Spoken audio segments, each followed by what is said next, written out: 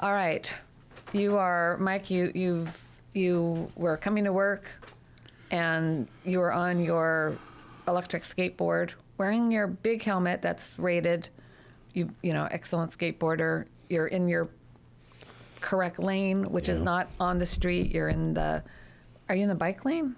Yeah. You're in the bike lane going the right direction, and a car wiggles off the road, slams into you, and you are in Harborview. You got a broken back. Your head's okay.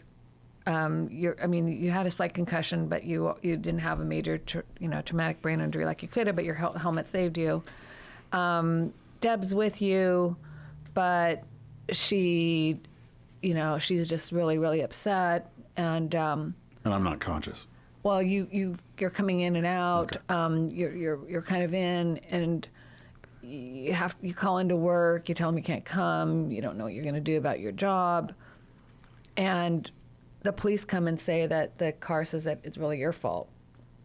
It was your fault, and they're not going to cite anybody. Meanwhile, you've got about, fast forwarded about 3 weeks. You're out of the hospital. Your bills are going to be about $200,000. What are you going to do? Yeah, what are you going to do? Gosh, that's a tough one.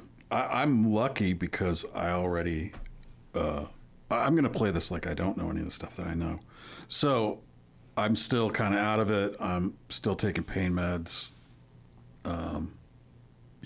We're trying to figure out what we're going to do. And one of my friends says, "Hey, do you think that you should talk to a lawyer?" And I go, "God, I don't know. I don't have any money. I don't know how I'm going to pay for a lawyer." No. This is the truth. Back when I was younger, that's what I would have said for sure. If anybody ever said, "You need an attorney," I'd be like, "I can't afford an attorney." So right off the bat, I don't even know that it's available to me really. But let's go to, another week, and the insurance company has contacted us, and now we're like, Jesus, what are we going to do? Yeah. So your friend is pointing out that there's a friend points out that there's this guy that's on buses. Yeah. Oh, perfect. Or the billboards. Yeah. There's buses. And I go, "Hey, I see this guy's name every day." So I call them and I tell them what happened. Or maybe Deb has to tell him because I don't even really know everything that happened. And I'm going to assume they're going to take my case because it's probably a pretty good one, even though the cops said that it wasn't anybody's fault. Yeah. But now I've got a guy who's on the side of a bus who is taking my case, and I don't really know whether I don't know if he's a good attorney or not. I just know that I see him on buses all the time, and now he's going to tell me what he can do. All right. Well, let's take it from there. So, the first issue is the number one, which is I can't afford a lawyer. Mo. Well, you can't afford a lawyer, so you're going to be calling somebody and saying that. You're going to say, I don't have any money to afford a lawyer, and are you still able to help me? And the response will be, the guy on the bus says, yeah, you don't have to worry about the money. We cover all the expenses. How does that work? Well, the way it works, that this is a contingency-based arrangement where we only recover if you do. And we will front all your expenses. And then once the case resolves, either by settlement or by verdict, the expenses are taken out of that recovery, okay? And once they're taken out of that recovery, you get a percentage and we do. And the general agreement is 1/3. That's the industry standard. FYI, it's a little backwards. You get the recovery, the percentages are done, and then the costs are taken out, and your subrogation for your medicals and stuff like that. All the liens, all the medical bills are paid. But I want to talk a little bit about But hold on. Let's talk about what if we don't get any money? What happens then? Do I have to pay you guys? Okay, wait. Well, before how you come in the door matters, because like. Well, hold on. Okay. Let's talk about the history of a contingency fee. Yeah. Why do we have that, first of all?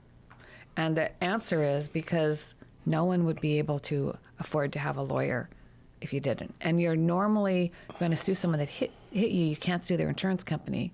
The law doesn't allow that. You have to sue the person that hit you, and then their insurance company will cover it. You cannot sue their insurance company directly in the typical case, or if if you were medical negligence or something, you don't sue the doctor's insurance company. You have to sue the doctor or the hospital entity. So it's quite convoluted. It's not as easy as you think. But there is a policy reason, and it is convoluted though. I wanted to point this out because the insurance company is still making those decisions for the client, right? It's called a dual representation. Yeah, but there is a policy reason. The person that harms you, they get their attorney's fees paid because they have an insurance policy that says, "Hey, we'll defend you if somebody comes after you." So they're okay. So they've got an attorney. They got an insurance. You, on the other hand, are injured, can't work, right? You're not getting any income. Right? You're at home, you're in a hospital. You're in pain. You're in pain. What are you supposed to do? Go tap into the 401k and start to...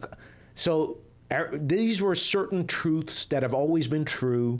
And so this idea of contingency was born out of this idea that, like, you're not in a position to be even paying. So, like, we're going to allow there to be this model. There is not that model for any other. Yeah. I mean, and the reason would be because... like if you had it in family law, like the policy is no, it's not allowed in criminal law. It's not allowed anywhere other than plaintiff personal injury law. And with family law, you're not suffering like a catastrophic injury. You're going there as a family. There's criminal law. You have the Sixth Amendment. Mm-hmm. If you can't afford a lawyer, the court's going to appoint you one. So you're not. You see what I'm saying? Like, these are really important nuances that people go, "Oh, you get contingency." Yeah. Or, yeah. I just want to say that. So then the second part was, what happened if I don't win? And that is a good question. And the answer is that ethically, the lawyer can advance your costs, but they cannot absorb those costs for you. Like, so in a smaller law firm, like if it was just a smaller injury and your costs are like $10,000. And costs are like filing fee, but mainly expert witness fees, getting your doctors to talk, getting depositions. Like in our cases, like an average case is $100,000 and up of costs that we spend to get all that testimony or evidence handled in a case. Well, if you lose, that is not the firm's responsibility. That is the client's responsibility. However, what most firms that can afford it do is they will bill for the fee. They'll expect the fee, but they won't pursue the fee. In other words, they're not going to make someone file bankruptcy. But we have to be careful what we promise. We cannot violate the rule for professional conduct, which says that we cannot just outright pay for the fee. That's why if you see the ads, it says no recovery, no fee, and then it will probably say in small print somewhere, certain costs will apply. Exactly, unless we have to get experts. Yes, but almost no big law firm will ever pursue those to the point of harming a client. That's kind of to answer your question. So if you are injured, you should never hesitate to call a lawyer. For one thing, they're going to talk to you for free. For the second thing, most likely it's going to be contingency fee. And for the third thing, you're most likely never going to be worse off than not. Yeah, that's for sure. So let's talk about, how do you know what's the lawyer that's right for you? What's the difference between a good lawyer? Does it mean if a lawyer's on TV, does that mean that they're a really good lawyer because they can pay for those ads or on the billboards or on the buses? But those lawyers on the bus, they look, there's three of them standing together in front of the Mount Rainier. They look legit to me. I do want to, before you're jumping to the lawyer, but the practical reality of a consumer who's not familiar with our area of the law, who's been injured, is their first call is their family or their loved ones, right? And then the second call, once things start to kind of settle, is to their insurance person. Like the person who sells me my insurance policies, who works for insurance companies, is a lovely person. I mean, I've interacted with them annually. Hey, what are my rates? I'm calling them first, right? And then the lawyer's not really on my radar until a little bit more down the line. And so, like, the first interface, I think, is your own insurance person. Don't you think? I don't know. Some people, he was... Yeah, I don't know either. I don't know that would be my first call. He's riding a skateboard and he didn't have insurance. It wasn't an insured vehicle. Yeah, no, I'm not insured for that. Okay. And in addition, the sooner you call an attorney, the better. Let's just put that out there. Okay. Like, you don't pay an attorney extra on a contingency fee to represent you from the beginning versus halfway through. Some people think, well, if I can just I'll kind of manage it for a while and then I'll get an attorney involved. That's always the worst idea. You want the attorney involved ASAP. They're not charging you any less to come in later. And this way that they will interface with the insurance companies. They will make sure that the evidence is preserved. They will make sure that you haven't signed off on anything that you shouldn't have. If somebody needs if some insurance or the police want to have some kind of a statement, they will be there with you. Like, don't wait to get an attorney. It's never worse to get your attorney earlier. Should you talk to their insurance company first? No. Should you talk to them without talking to your attorney? No. All good questions, of Very course. good question. So, because they're going to try and talk to you right away, right? yes, they will. They'll try and get you as fast as they can. Yep. Mr. Todd, how are you feeling? Mr. Todd, how are you doing, sir? I'm feeling a lot better. I'm so sorry, Mr. Todd. It's called. I'm so sorry for you. They're trained on how to be empathetic. I know. I just want to let you know that we're going to do everything we can. We're going to do everything we better. can. You don't really need and they've been sued before for telling people not to get a lawyer, so they won't. So they know how to say it without saying it. Yes. Mr. Todd, this can be inexpensive, efficient, and quick. Or it can be Well, I've had this conversation before when I had a car accident, Quite burdensome. and I didn't get an attorney. agonizing. The more parties we involve, the more complicated it gets, Mr. Todd. All right, well, so back to the law firm. So you're trying to figure out the law firm to go for, right? Yes. This is hard. Now we have AI, but you have all these law firms that are trying to get clients, and they're feeding algorithms and SEO, and there's some firms, including bus firms, that they're going to pay $1 million a year for ads. You think, well, they must be good. They can pay $1 million. Well, Yeah. Here's how it works. Those are called high volume outfits for a reason. Because they get as many calls as they can. Now wait, from the consumer. I don't know any of this. What I know as a consumer, I look at it, I go, hey, this advertisement is on a King County Metro bus. King County Metro bus, the county would not let somebody advertise on their buses unless this person was a stand-up member of our legal community. Oh, look, a billboard. Well, everybody can see this. The state of Washington, who oversees consumer protection laws, will allow anybody to call and say, hey, come on, look at this billboard, and we're going to put this up, and this person and that. So there's an advantage, right, to being out there and in the open, that there's like oh yeah, this person can do what they can do.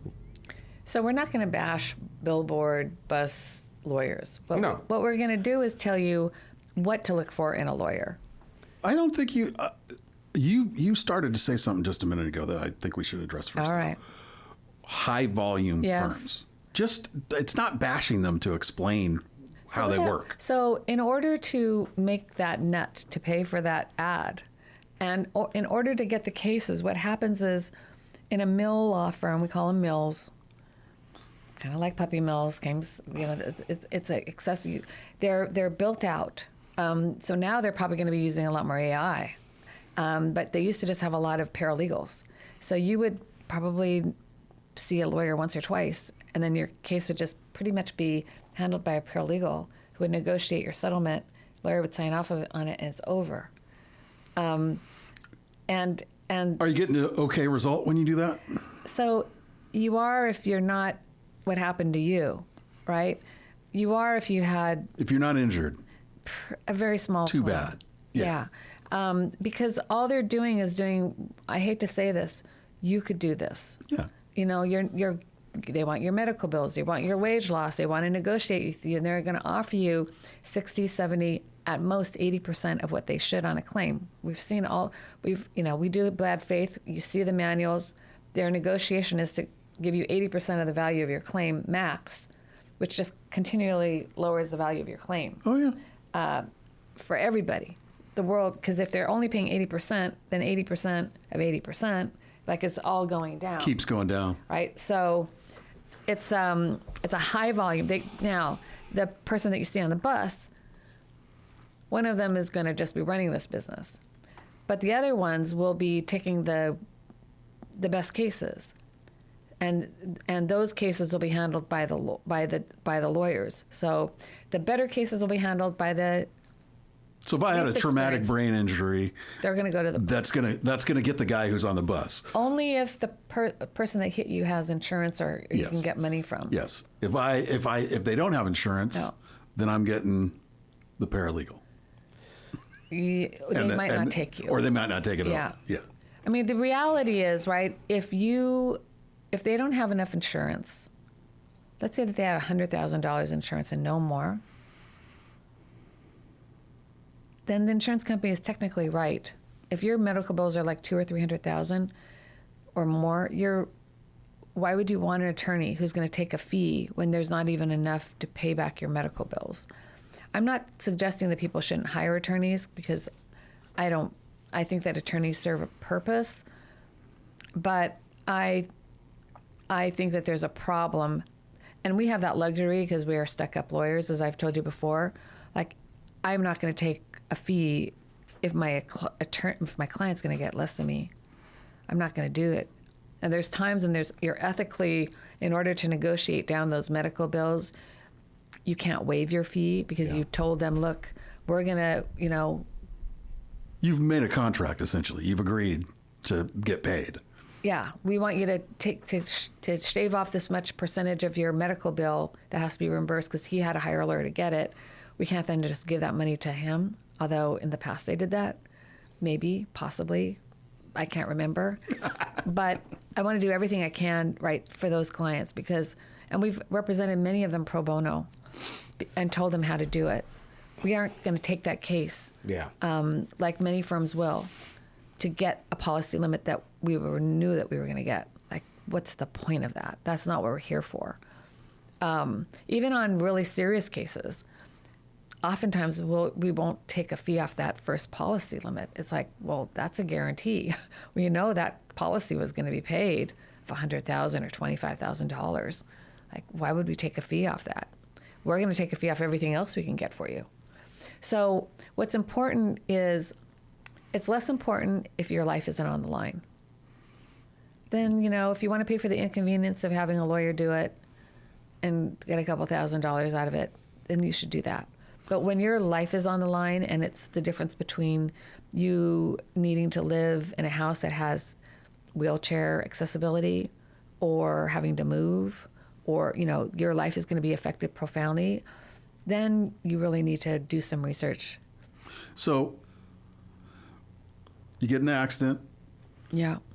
You get better to the point where you're trying to figure stuff out. You go to talk to an attorney because someone convinced you that that's what you need to do. And you don't want to get the guy off the bus. You want to find the best person. Well, you'd be fine if you were going to get the guy off the bus, but you're not going to get the guy off the bus. You're going to get Well, that's what I'm saying. Paralegal. Do you want to go, like, if you want to get better than just the random attorney that you've seen advertised, whatever advertisement it was, what are you going to do to get the best result? Okay. So the way I think about it is I think about restaurants. Where do you go eat, right? And then you go eat at a restaurant that's like owned by, like it's a 3-star restaurant, a Michelin star restaurant. You're going to pay for a particular type of dish, and it's going to be an experience. You go to a fast food restaurant, you're going to get a particular experience.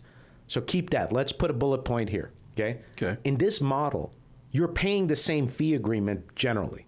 1/3 fee agreement, contingency fee agreement with the guy on the bus and our firm. Well, I don't want to say that we're so elitist that the guy on the bus isn't. No. The guy on the bus. No. Let me finish. I'm not finished. I'm not finished. Okay. Let me finish. Okay. So this isn't like you're getting like a fast food person. You're getting the same business arrangement. Yeah. Right. So what you're going to do is that if you're going to a firm that is not what you call a volume firm, you're just getting advice. You're going to give your case and say, hey, what are your thoughts? What do you think? And you're going to get advice from the other guy. So you can make an informed choice between both offers. My suggestion is talk to 3 lawyers. Right. And in addition, where do you get these lawyers' names? Honestly, you should go to someone that you trust and talk to them, and they will have an idea. Yes, we get a lot of referrals from like insurance claims handlers will know. Should you use your banker Google? will know.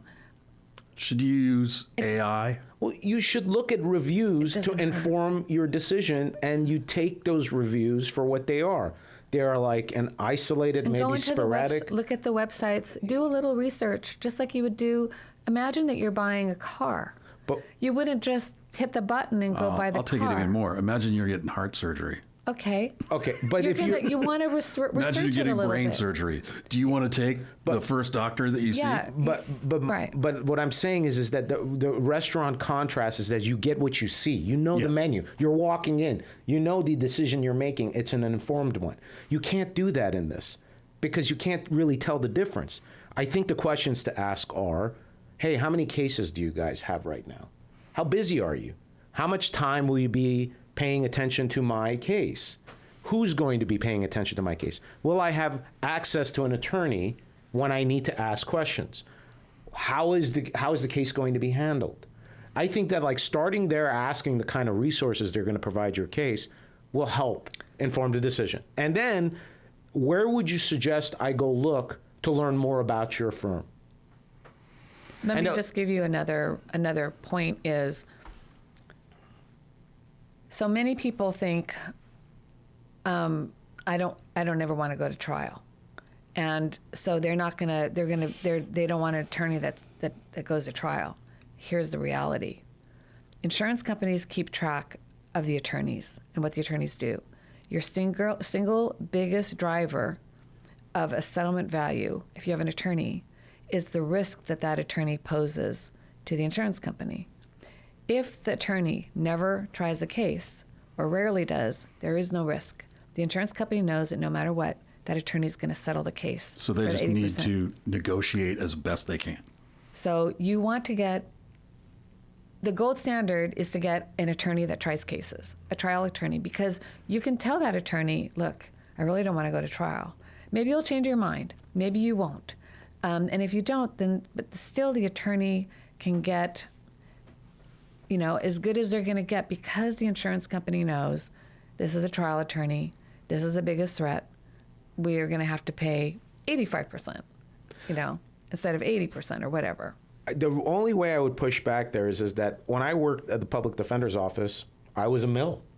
I had all the cases that definitely. people could not afford to get a lawyer. I had them, and I got better outcomes than the private lawyers that were charging a lot of money. So this is why I say you can't treat the model the same. You got to have targeted questions. I totally disagree. You can't push back on that because being a public defender and the politics and finances of that are very different than how insurance companies, which are, money-grubbing evil institutions, in many respects. I'm sorry. I just signed and got another insurance policy. I use insurance policies. I have them. I want the coverage. I get it. But when you go in there and look at what they do and how they work and how they value and what they're trying to do, they literally know who you are. They keep tabs on all the lawyers, and they know that's a settling attorney, that's not a settling attorney. They're looking at risk. Okay, but then... Capitalism is different than being a public defender. But what I'm saying is that I was not known to be a settling attorney. What I'm saying is that there are lawyers in the mill models that are outliers. Oh, you're saying that at the bus stop firm, Yeah, that there are good lawyers. there are good lawyers. Yes. And what I'm saying is that the only way the consumer finds out what they want is they have to have direct conversation about their needs and say, these are my needs. Are you going to be available? What are your availability? So that there's no surprise at the end. But if you're going somewhere and all you're talking to is the support staff, you're not even getting access to the lawyer, that would be my first yellow red flag. Like, I want to get access to the lawyer. I want to talk to a lawyer and tell me, like, hey, tell me what you do. What's your workload like? Can you take my case? I think that that's a critical component of it. And so that's just my observation. Okay. I think that's good. That's good. I mean, I don't feel any more confident that you're going to get a good lawyer, Mike. What are you going to do? What are you going to What do? am I Heard all gonna this do? advice. What are you going to do? Well, for me, if I was going to do that, I would have asked my parents or my friends, someone who was in the area that I knew, if they knew an attorney. And then I would probably go talk to the one, I would call the one that they told me to. And if I'm going to be real, I probably don't get to talk to anybody. I get to leave a message. And then they say, then maybe I get a call back in a day or a couple days. But being who I am and who my wife is, we're going to have at least two more of those. Like you said, we're going to do at least 3 interviews with attorneys, and then we're going to evaluate what they said. Like, did we talk to a paralegal? Did we ever talk to an attorney at all? Yeah. Did when I go to throw their name in Google, are there good cases? Do I find websites that rate attorneys? Do they have a good rating on that thing? Any one of those things isn't what's going to make the decision. It's looking at all of those things after when you need to make that decision. For me, that's what it would be. Because you're right. Right now, where we were, I've talked to one lawyer, whether it's a smaller firm or a big mill, I could just say, okay, I have an attorney now. If they said they wanted to take my case, I wouldn't know if I was going to get the best one from there.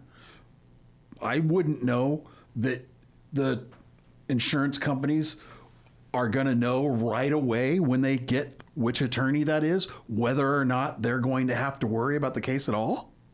Because that's what I feel like it is some of those times when, the people that are on those billboards, you go, hey, I've got, Joe Smith is my attorney. Yeah. And the insurance company goes, oh, great. We don't have to do anything. Like Karen said, I may as well be doing it myself at that point. It's very confusing. I mean, there's so many lawyers. There's so many people vying for business. There's a proliferation of places where you can pay $600 to $1,000 and get badges that say you're the top lawyer of what? Top lawyer of that magazine that just got made. It's crazy. Yeah. Anytime you're paying for an award, that's not an award. No, that was one of the first things I remember when I started working here. We would get all the mail from those different. Still do. $1 million advocates. And it's always, hey, you got to get this. Hey, you got to get that. Here's your You got plaque. to put this plaque on your wall. Some of the attorneys there had piles and piles of those plaques that never made it to a wall. I know. Well, because the attorneys are thinking, I need this to put on my website or my wall so that people will believe that I'm, a good attorney. But you're just buying these We don't know what these things are. I don't know. They just look good. They get. I don't know what a the badge from Avo means. It's very confusing. So I don't know what the answer is. I think with the advent of AI, that's a whole nother thing. I don't know what we should put your situation in and find out what they tell you to do. We should. I think that's going to be a good one. I've been scaring my friends with that one where we said we might have to depose AI at some point. Man, that bends people's minds when I say that one. All right. Well, stay safe on that skateboard. Yes. Stay safe, Mike. Okay.